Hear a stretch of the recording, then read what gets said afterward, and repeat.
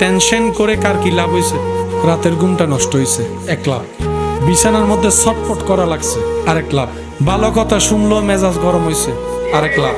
অনেক সময় সে মেজাজটা, বিরক্তটা এমন পর্যায়ে পৌঁছে গিয়েছে, ছোট ছোট বাচ্চা দুষ্টামি করছে, আপন মনে খেলতেছে, তার উপর দিয়ে রাগটা উড়ে দিছে, আরেক লাভ। ভালোবাসার বন্ধন, প্রিয় মানুষের সাথে কথা বলতে গিয়ে মেজাজ গরম হয়ে 3-4টা কথা উল্টা ফুল্টা শোনাই দিছে, আরেক লাভ। বলেন না, একটু জোরে বলেন। ভালো করে খাবারটা হয় নাই, আরেক লাভ। কাজে যেতে ইচ্ছে করছে না, মন ভালো নাই, আরেক লাভ। এগুলো কি লাভ না লস? এবার আপনি সিদ্ধান্ত নিয়ে বলেন, আমরা কি লস চাই না লাভ চাই? এগুলা করলে লসে যাব, ধৈর্য ধরলে লাভে যাব। এগুলা করলে লসে যাব, শুকরিয়া করলে লাভে যাব।